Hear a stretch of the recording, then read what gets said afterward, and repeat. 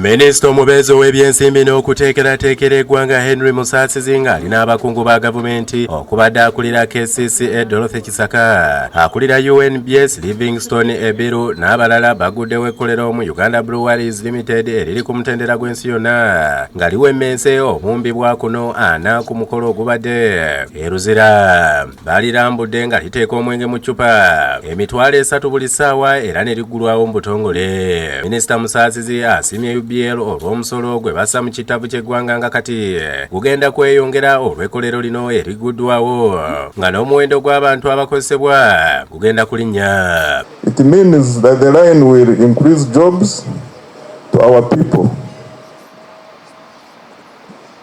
and will employ. I saw Eunice saying majority of them are ladies, which is very, very good.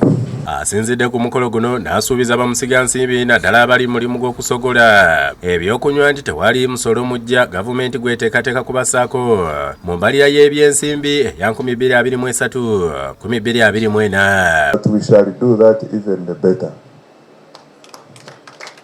We believe in the consultative approach, but this year, don't worry, we are not bringing a new tax laws. Download the app on App Store or Google Play Store now. Vision Digital Experience, the future of media.